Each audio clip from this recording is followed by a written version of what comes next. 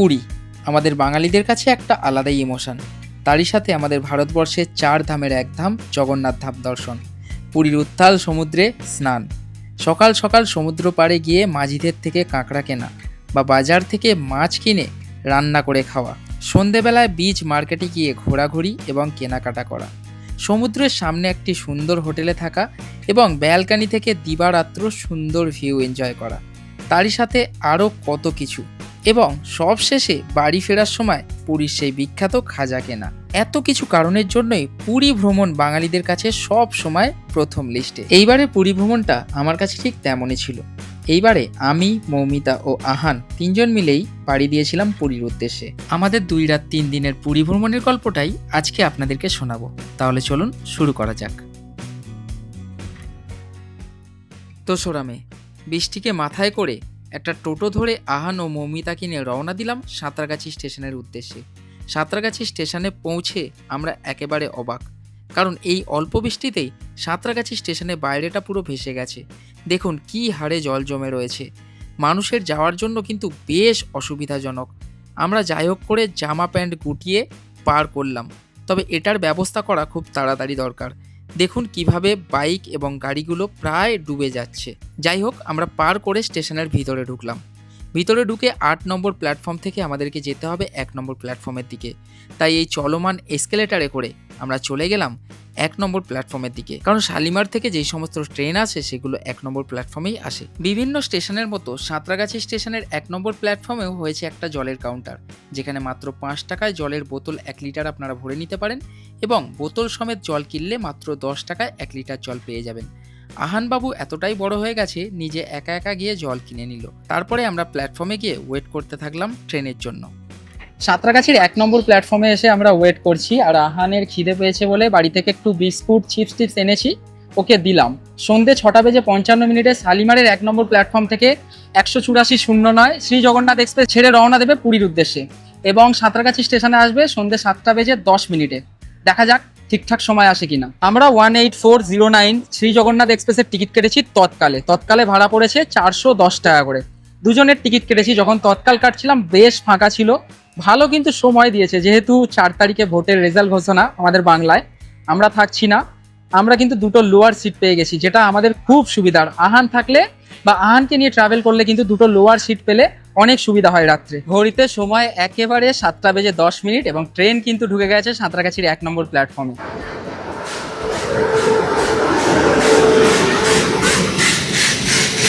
WAP7 এর locomotive রয়েছে, বেশ ভালো ভিড় রয়েছে। সাঁতরাগাছি থেকে বেশিরভাগ মানুষ এই ট্রেনে বোর্ড করে।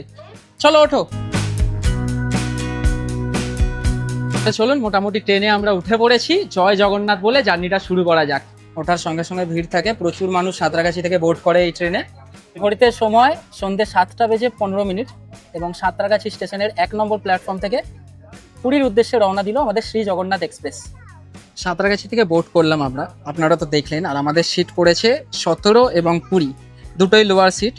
এবং এখানে যাদের মিডিল আপার পড়েছে তারা অলরেডি শুয়ে পড়েছে, যদিও নিয়ম নেই, ঝগড়া ঝামেলা করবো না। আমাদের এইদিকে নিচের সিট রয়েছে, বসে যাবো আরাম করে।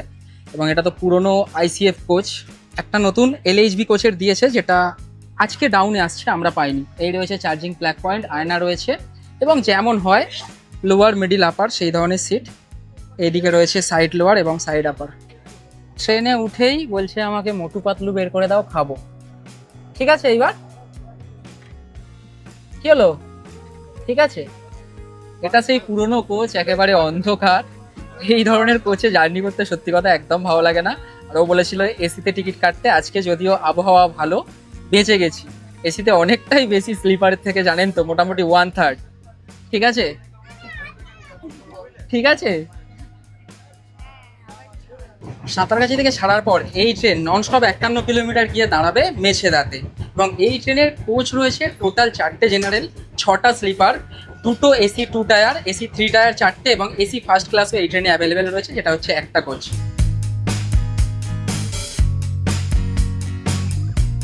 বন্ধুরা, ঘড়িতে সময় রাত 8:15। নির্ধারিত সময় থেকে 15 মিনিট দেরিতে মেছেদা স্টেশনের 4 নম্বর প্ল্যাটফর্মে প্রবেশ করেছে শ্রী জগন্নাথ এক্সপ্রেস।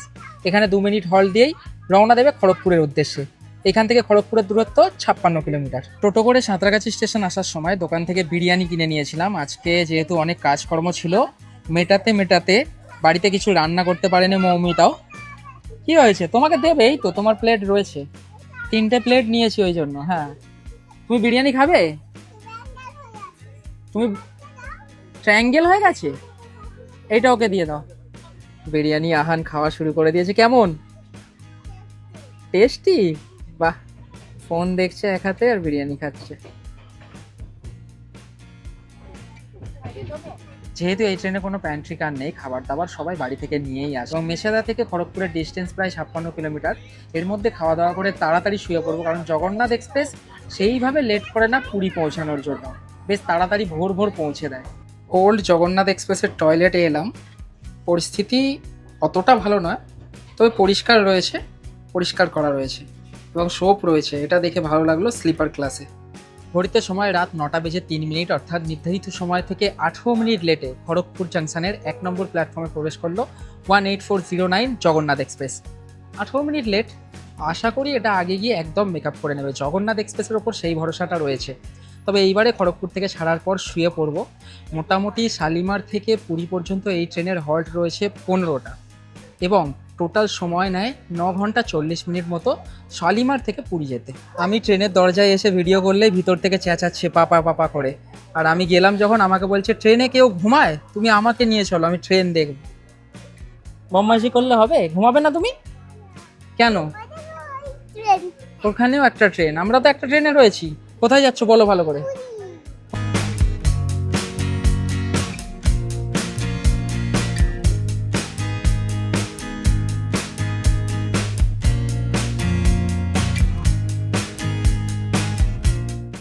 চলুন ট্রেন থেকে নামা যাক পুরী স্টেশনে। বাবু এখনো ঘুমাচ্ছে, ওর ঘুমটা ভাঙাবো না। পুরী স্টেশনের 4 নম্বর প্ল্যাটফর্মে প্রবেশ করেছে শ্রী জগন্নাথ এক্সপ্রেস। জার্নির শুরুতেই আজকে বলেছিলাম যে জগন্নাথ এক্সপ্রেস যতই লেট করুক না কেন, পুরী স্টেশনে ঠিক অ্যাডভান্সে ঢুকিয়ে দেবে। মোটামুটি নির্ধারিত সময় থেকে 40 থেকে 45 মিনিট অ্যাডভান্সে ঢুকেছে পুরী স্টেশনে। চলুন এখন আমরা এখান থেকে বাইরে বেরোবো। বাইরে বেরিয়ে একটা টোটো ধরবো, টোটো ধরে যাব একেবারে সমুদ্র সৈকতে। আমাদের তো হোটেল আগে থেকে বুক করে রাখাই রয়েছে, সেখানে ফোন করেছিলাম, বললো রুম যেহেতু বুক আছে দাদা, একটুখানি রুম ক্লিন হতে সময় লাগবে, সুতরাং ততক্ষণ একটুখানি সমুদ্র সৈকতে গিয়ে বসে আড্ডা মারবো, চাটা খাবো। চলুন আস্তে আস্তে করে আমরা স্টেশনের বাইরে বেরোই এবং বাইরে বেরিয়ে একটা টোটো ধরে চলে যাব একেবারে সমুদ্র সৈকতে।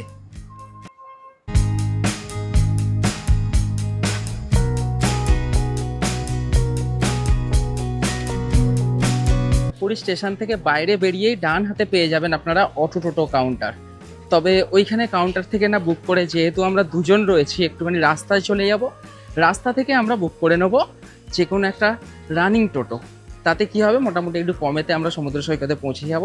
তাও 100 টাকা দিয়ে রিজার্ভ করতেই হবে। স্টেশন থেকে বেরিয়ে আসার পর এদিকে রয়েছে প্রিপেড অটো টোটোর কাউন্টার। তবে এইখানে যেহেতু নতুন স্টেশনের কাজ হচ্ছে, পার্কিং এরিয়াটাকে এখন এইখান থেকে সরিয়ে সেই রাস্তার দিকে করা হয়েছে। দেখুন ওই দিক থেকে বেরিয়ে এসে এই রাস্তায় এখন রয়েছে অটো টোটো স্ট্যান্ড। চলুন আমরা একটু এগিয়ে গিয়ে টোটো ধরবো। আমরা রাস্তা থেকে হেঁটে একটু সামনের রাস্তার দিকে চলে যাব, মোটামুটি সেখান থেকে আমরা টোটো ধরবো। না টোটো দুজন আছে, দুজন ক্যামেলিয়া। রাস্তা ধরে আমরা একটু এগিয়ে এসে একটা অটো পেয়ে গেলাম। দুজনের 150 টাকা নেবে বললো, মোটামুটি অন্যগুলো 200 বলছে, টোটোও 200 টাকা বলছে, যার জন্য ভোরের বেলা চলুন চলে যাই বেশি দাম দর না করে।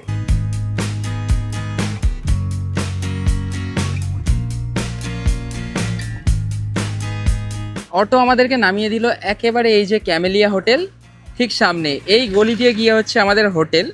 যেহেতু এখন রুম অ্যাভেলেবেল নেই, আমরা কিছুক্ষণ পরে যাব। এখন এইখানে বসে একটুখানি সময় অতিবাহিত করব এবং সানরাইজ দেখব। আজকে সকাল 5:39 সানরাইজ আছে। এসে বসেই সকালবেলায় বলছিল ক্রিম বিস্কুট খাবো, ক্রিম বিস্কুট তো আনিনি, ফ্রেঞ্চ ফ্রাইজ ছিল, ফ্রেঞ্চ ফ্রাইজ খাচ্ছে। ভালো সকাল সকাল সমুদ্রের এই সামনে শুধু আমরা নয়, দেখুন পিছনে অনেকেই বসে রয়েছে, সবার ওই একই ব্যাপার, হোটেল চেক আউট হবে, তবে এনারা চেক ইন করবেন। মোটামুটি পুরীতে চেক ইনের সময় হচ্ছে সকাল 8টা। জগন্নাথ এক্সপ্রেসে এলে এই সময়টা একটুখানি বসে থাকতেই হয়, কিছু করার নেই। পিক সিজনে এলে তো অবশ্যই আপনাদেরকে বসে থাকতে হবে, তবে ওয়েদার ক্লিয়ার থাকলে সুন্দরভাবে সমুদ্র পাড়ে বসে সানরাইজ দেখবেন, সময় কেটে যাবে। তারই সাথে বলতে বলতে নিয়ে নিয়েছি একেবারে গরম গরম লেবু চা, খাওয়া যাক। ঘড়িতে সময় এখন সকাল 5টা, একটু আলো বেরিয়েছে, সমুদ্রের কাছে যাই কারণ আহান যাবে বলে খুব বায়না করছে। অনেক মানুষজনও সমুদ্র পাড়ে এখন রয়েছে, চলুন দেখাই একেবারে পুরীর সমুদ্রের প্রথম ঝলক এই ট্যুরে এসে।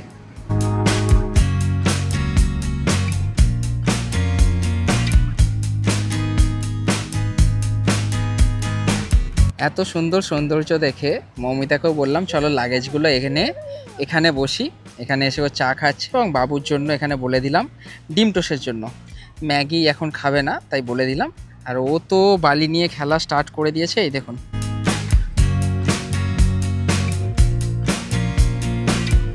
সকাল 5:39 সানরাইজের কথা ছিল, দেখুন এত মেঘলা আকাশ ওই দিকটাতে, সানরাইজ আর দেখতে পেলাম না। এখন অলরেডি ঘড়িতে সময় 5:50। সূর্যের কোনো দেখা নেই, তবে মানুষজনের বেশ ভিড় রয়েছে। বন্ধুরা সি বিচ থেকে উঠে এসে এই যে ক্যামেলিয়া হোটেল রয়েছে, পাশ থেকে যে গলি গেছে এই রাস্তা পথে সোজা গিয়ে আমাদের হোটেল। চলুন, এই যে বন্ধুরা ক্যামেলিয়ার গলিতে সোজা চলে এসে বাম হাতে পড়বে এই যে নন্দীঘোষ ট্রাভেলস, ঠিক তার পাশ থেকে যেই রাস্তাটা সোজা চলে গেছে বাম দিকে, চলুন গিয়েই হচ্ছে আমাদের হোটেল। এই দেখুন বন্ধুরা, জাস্ট এইখানে রাস্তাটাতে ঢুকেই এই হচ্ছে আমাদের হোটেল প্রভাত সি ভিউ।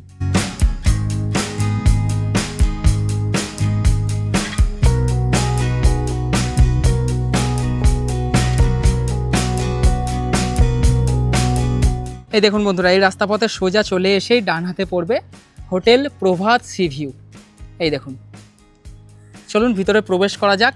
তার আগে দেখিয়ে দিই বাইরে কিন্তু এনাদের বড় ডিজি রয়েছে, অর্থাৎ পাওয়ার ব্যাকআপ। ইলেকট্রিসিটি চলে গেলে আপনাদের কোনো রকম অসুবিধা হবে না। চলুন, এই হচ্ছে গেট, ভিতরে প্রবেশ করি।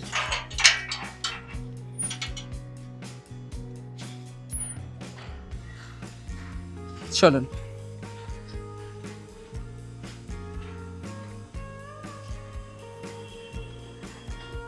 বন্ধুরা এই হোটেলের টোটাল 6টা ফ্লোর, নিচের 3টে ফ্লোর হচ্ছে দেখুন প্রভাত রিসর্ট এবং থার্ড ফ্লোর থেকে রয়েছে হোটেল প্রভাত সি ভিউ। আর যেহেতু উপরে একদম থার্ড ফ্লোর থেকে হচ্ছে হোটেল প্রভাত সি ভিউ, লিফট পরিষেবা তো রয়েছে। চলুন লিফটে করে আমরা যাব।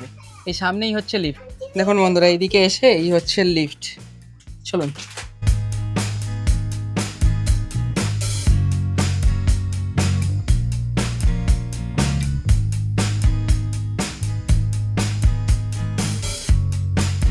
বন্ধুরা লিফট থেকে সোজা এসে এই হচ্ছে রিসেপশানে আমরা ফর্মালিটিস কমপ্লিট করে পেয়ে গেছি রুম। চলুন রুমটা আপনাদেরকে দেখিয়ে দিই। বন্ধুরা আমাদের যে রুমটা পেয়েছি সেটা হচ্ছে 3B, থার্ড ফ্লোরে 3B। চলুন দেখিয়ে দিই রুমটা। এই দেখুন, প্রবেশ করে এই হচ্ছে একটা কিং সাইজ বেড, যেখানে আমরা 3 জন রয়েছি, খুব ভালোভাবে হয়ে যাবে, অসুবিধা হবে না। দারুণ ডেকোরেশন করা, দেখুন টেবিল রয়েছে, একটা মিরর রয়েছে, তার সাথে ইলেকট্রিক কেটেল, এখানে কিছু কিট দেওয়া রয়েছে, দেখুন চায়ের কিট, তার সাথে 2টো গ্লাস, একটা ওয়াটার বোতল দেওয়া রয়েছে। এদিকে তো টিভি রয়েছে, তারই সাথে ঠিক এই দিকে রয়েছে অ্যাটাচ ব্যালকনি, সেটা একটু দেখিয়ে দিই আপনাদেরকে। এই দেখুন, এই রয়েছে অ্যাটাচ ব্যালকনি, যেখান থেকে আমরা কিন্তু এত সুন্দর ভিউটা দিবারাত্র পাবো। এই দিকে একটা কাভার্ড রয়েছে, জিনিসপত্র রাখতে পারবো, তারই সাথে ঠিক এই দিকে রয়েছে অ্যাটাচ টয়লেট, দেখিয়ে দিই আপনাদেরকে। এই দেখুন, এই হচ্ছে অ্যাটাচ টয়লেট, একেবারে নিট অ্যান্ড ক্লিন, ওয়েস্টার্ন পট, গিজারও রয়েছে। আপনারা শীতে এলে কোনো রকম অসুবিধা হবে না। এদিকে রয়েছে মিরার, একটা ওয়াশ বেসিন। আর এই হচ্ছে টোটাল রুমের ইন্টেরিয়র। অবশ্যই এসি রয়েছে, আমরা এসি রুম নিয়েছি। বন্ধুরা বেডের ওপরে দেখুন একটা টাওয়াল দেওয়া রয়েছে, তারই সাথে রয়েছে একটা কিটের ভেতরে কি রয়েছে সেটা দেখিয়ে দিই আপনাদের।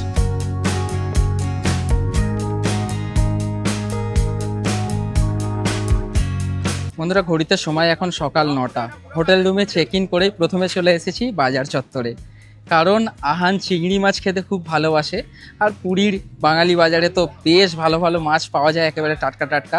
দেখি ভিতরে গিয়ে কি মাছ রয়েছে, সেই মাছগুলো নিয়ে বাইরে অনেক দোকান রয়েছে যেখানে রান্নাবান্না করে দেয়, সেখান থেকে রান্নাবান্না করাবো, তারপরে নিয়ে যাব হোটেলে। চলুন বন্ধুরা, এই রাস্তা পথে বাঙালি বাজারে আসার পর এই ডান দিকে ঢুকে গেলেই মাছ বসে। চলুন কি কি মাছ রয়েছে দেখি। প্রথমেই এখান দিয়ে বাইরে দিয়ে চিংড়ি মাছ দেখতে পেয়ে গেছি। এই দেখুন একদম গাদা চিংড়ি মাছ ঢালা, কাঁকড়া রয়েছে, একদম দেশি কাঁকড়া। ওহো,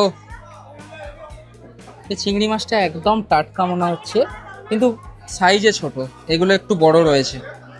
ওখানে ভেটকি রয়েছে, ওখানে রয়েছে ভাঙর মাছ বা গুরজাওয়ালি মাছ, পমফ্রেট রয়েছে, বড় চিংড়ি রয়েছে। এই বড়টা কত গো মাসি?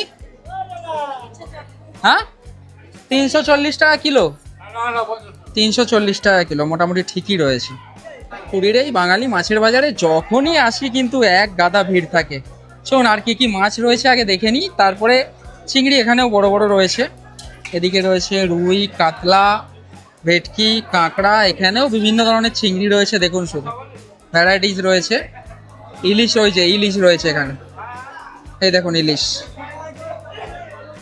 এই দেখুন জ্যান্ত ট্যাংরা মাছ, একেবারে দেশি কিন্তু। হ্যাঁ, এই দেখুন জ্যান্ত। এখানে রয়েছে পমফ্রেট, ইলিশ রয়েছে।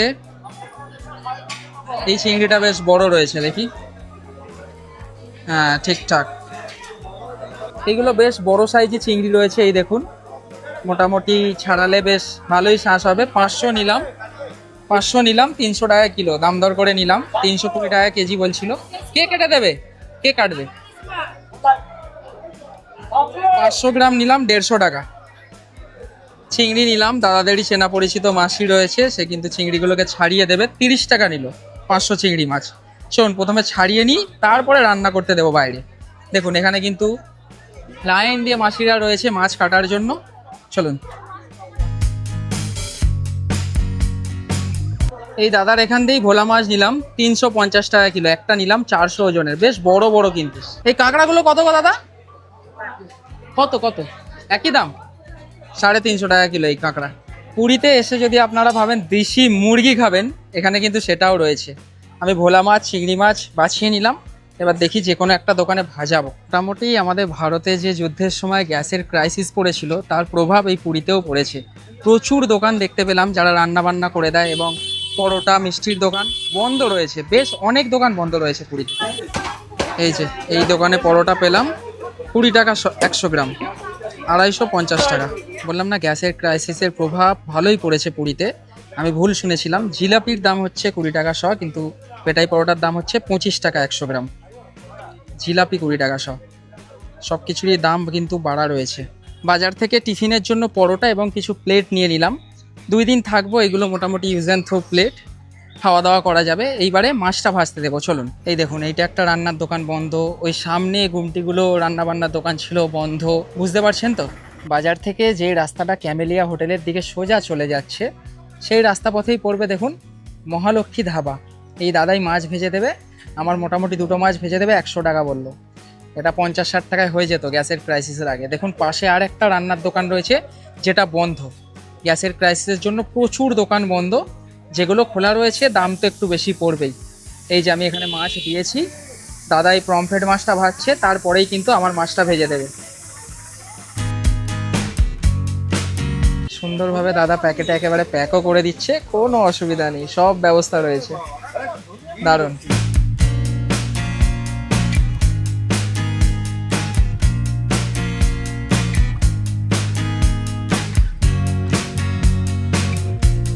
বন্ধুরা, ব্রেকফাস্ট সেরে একটুখানি স্নান করে শুয়ে পড়েছিলাম, কারণ শরীরটা অনেকই ক্লান্ত ছিল। 3 জন মিলেই ঘুমিয়ে পড়েছিলাম।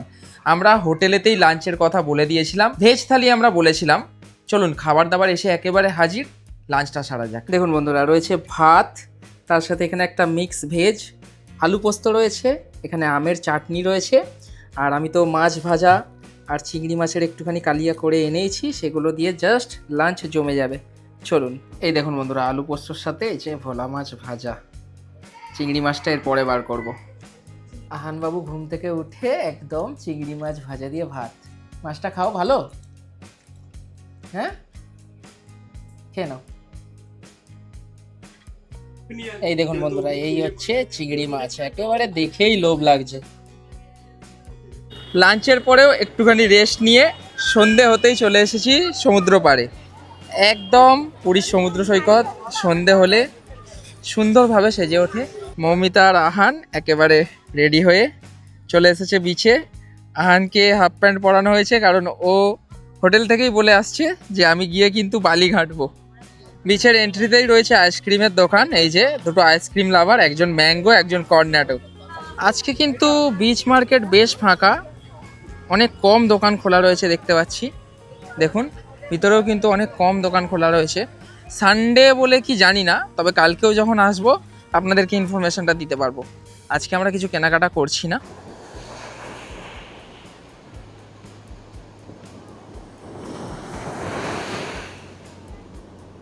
আহান আমাদের সমুদ্র পাড়ে এসে সবসময় বালি নিয়েই খেলতে থাকছে, ও শুধু বালি নিয়ে খেলবে।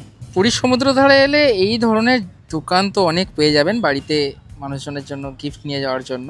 এই যে আহান বন্দুক দেখতে পেয়েছে, এই বন্দুকগুলো অ্যাকচুয়ালি পেন বন্দুক, 20 টাকা করে দাম। এখানে একটা দেখতে পেলাম, ত্রিশূল আছে, বেশ ভালো লাগছে তাই না? সমুদ্র পাড়ে বসে এই সন্ধ্যেবেলায় আড্ডা মেরে মেরে কতটা সময় অতিবাহিত হয়ে যাবে আপনারা বুঝতেও পারবেন না। বন্দুক কিনেছে, সবসময় ঢিসকাও ঢিসকাও করছে।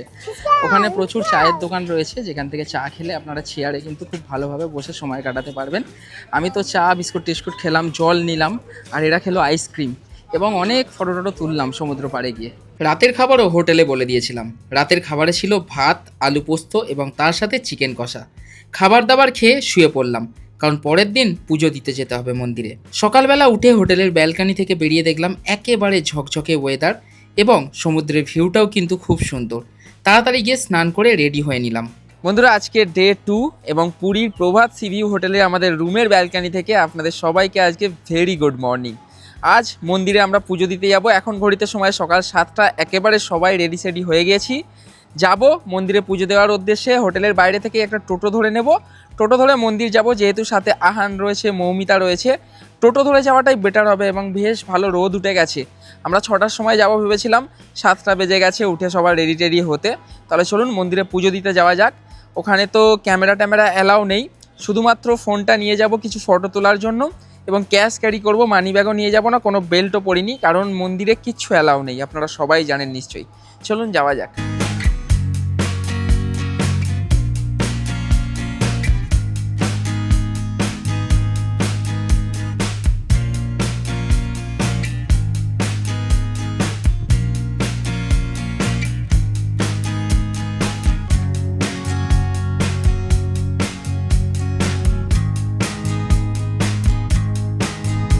পুরীর জগন্নাথ মন্দিরের 4টে দুয়ার।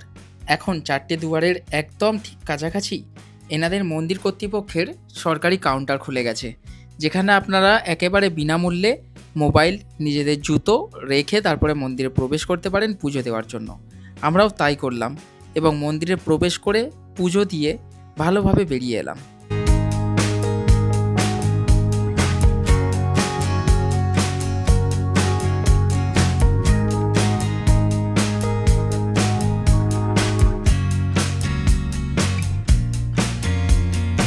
আমরা মন্দিরের চত্বরে এসেছিলাম তখন 8টা বাজে, আর এটা আমার জানা ছিল না যে 8টার সময় মন্দির বন্ধ হয়ে যায়, একেবারে 10টা সাড়ে 10টার সময় খোলা হয়।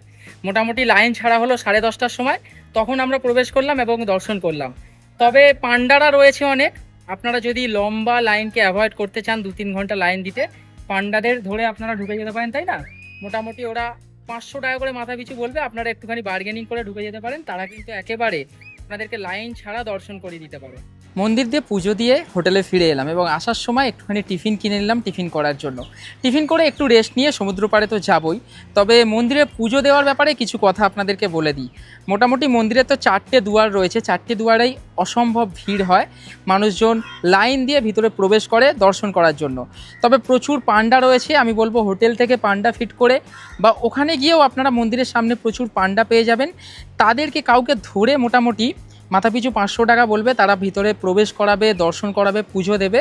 দামাদামি তো অবশ্যই করতে পারেন, আমরা দুজন প্রবেশ করলাম, মাত্র 500 টাকা দিলাম, এবং 10 থেকে 15 মিনিটের ভিতরে আমরা প্রবেশ করে দর্শন করে ওখানে প্রসাদ খেয়ে কিনে সমস্ত কিছু করে বেরিয়ে এলাম। খুব জোর আধা ঘন্টা সময় লাগলো, যেহেতু সাথে বাচ্চা ছিল আমি এইভাবে দর্শন করলাম। তবে প্রথমবারের মতো, বাচ্চা না থাকলে আমি অবশ্যই লাইন দিয়ে দর্শন করতাম। এই রকম অনেকেই আছেন, বয়স্ক বা বাচ্চা কাচ্চা থাকলে আপনারা এইভাবে দর্শন করতে পারবেন। এখন আমি দাঁড়িয়ে রয়েছি আমাদের হোটেল প্রভাত সি ভিউয়ের একদম রুমের ব্যালকানিতে, যেখান থেকে ভিউটা পাওয়া যায় সবসময় এত সুন্দর। একটুখানি ড্রোন শটের মাধ্যমে আপনারা দেখুন কি সুন্দর লাগছে, অপূর্ব।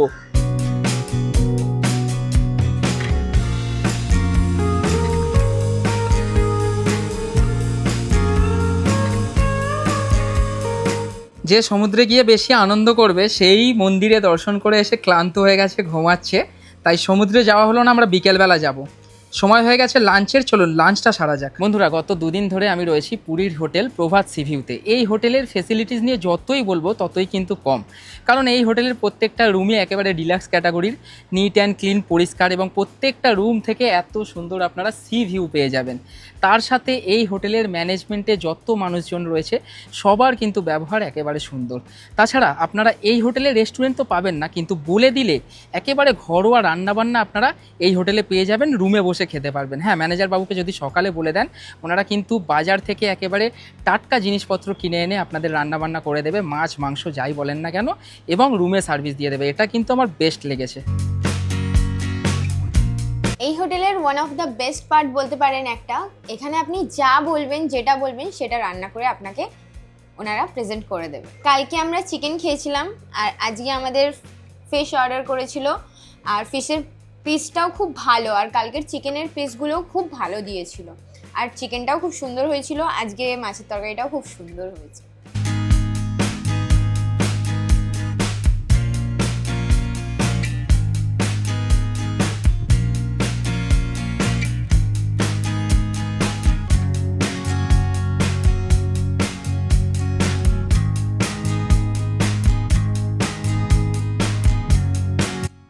এই যে সি বিচে এলে সবার প্রথমে খালি আইসক্রিম খাবো। আইসক্রিম খেলে তো ঠান্ডা লেগে যাবে, চলো গিয়ে ওখানে বসে খাবো। চলো চলো চলো চলো চলো, তুমি চলো, আগে আগে চলো, কোলে নিতে হবে আবার। বাহ, চলো। পুরী সমুদ্র সৈকতে এই সন্ধেবেলায় এসে ফ্যামিলির সাথে সময় কাটানো একটা আলাদাই ব্যাপার, সারা জীবন মনে রাখার মতো। দেখো না, দেখো কোলে নিতে বলছে, কাঁদছে, রেগে যাচ্ছে, একটু হাঁটতে চাইছে না, কোলে কোলে। এখন বলছে মোমো খাবো, দেখি মোমো তো পাবোই। চলুন, এই যে সমুদ্র পাড়ের একটা দোকান থেকে মোমো নিয়ে এলাম, delicious momos. Chicken momo 7 piece রয়েছে, 60 টাকা। এটা ভেজ হলে 7 পিস 50 টাকা। এই নাও নাও বাবাই মোমো।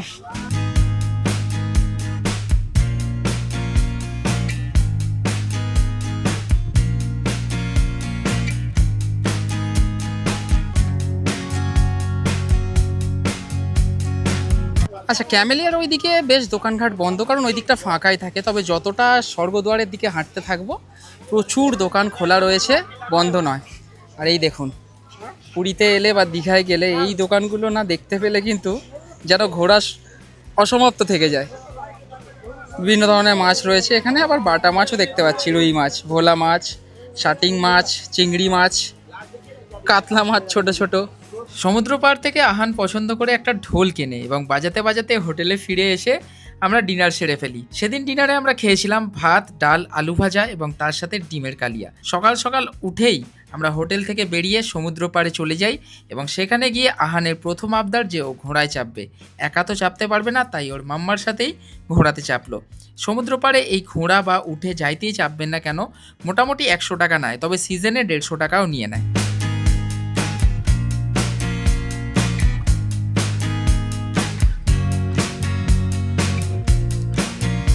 সকাল সকাল একটু সমুদ্র পাড় থেকে ঘুরে আবার আমরা হোটেলে ফিরে আসি।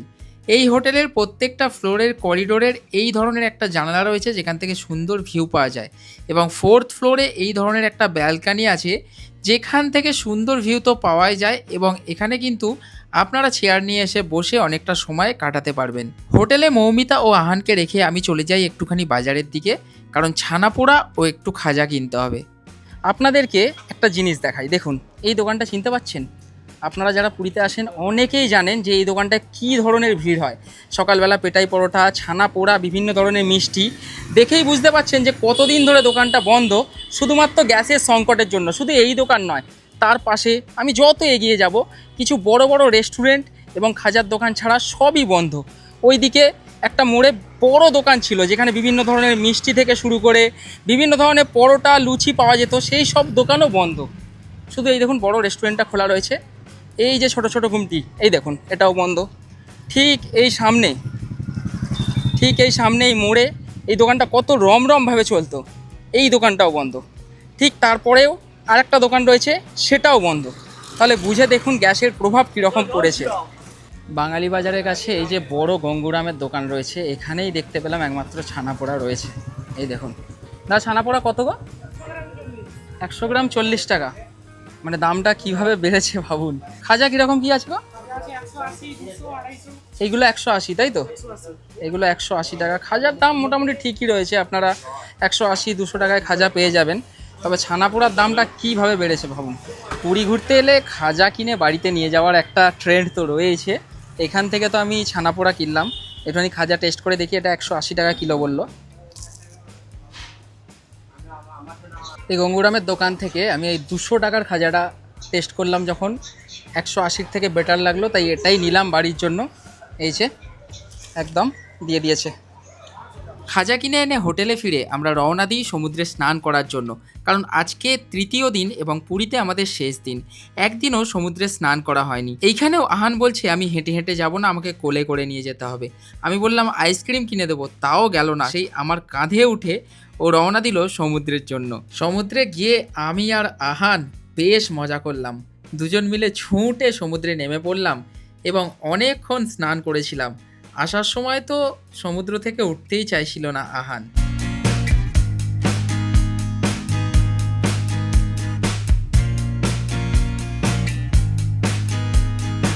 আমাদের ফেরার জন্য ট্রেনের টিকিট ছিল শ্রী জগন্নাথ এক্সপ্রেসে, যেটা পুরী স্টেশন থেকে রাত 10:40 টায় তাই আমরা সন্ধেবেলায় গিয়ে একটু মার্কেট থেকে কেনাকাটা করে নিলাম বন্ধু বান্ধবদের জন্য এবং বাড়ির জন্য। তারপরে আসার সময় রুটি ও তরকারি কিনে নিলাম এবং হোটেলে বসে খেয়ে তারপরে হোটেলের সামনে থেকেই একটা টোটো ধরে রওনা দিলাম পুরী স্টেশনের উদ্দেশ্যে। হোটেল থেকে পুরী স্টেশনের ভাড়া নিয়েছিল আমাদের থেকে 150 টাকা। পুরী স্টেশনে গিয়ে 5 নম্বর প্ল্যাটফর্মে দেখি আমাদের ট্রেন দাঁড়িয়ে রয়েছে।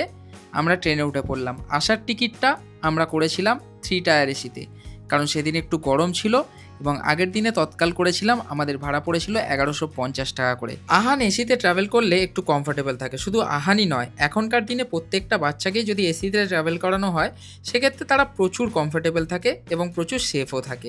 তাই আসার জন্য আমরা এসিকেই চুজ করেছিলাম। আমরা যেহেতু খাওয়া দাওয়া করেই এসেছিলাম, তাই ট্রেনে উঠে কোনো কাজ ছিল না, শুয়ে পড়লাম এবং পৌঁছে যাই পরের দিন সকালবেলা সাঁতরাগাছি স্টেশনে।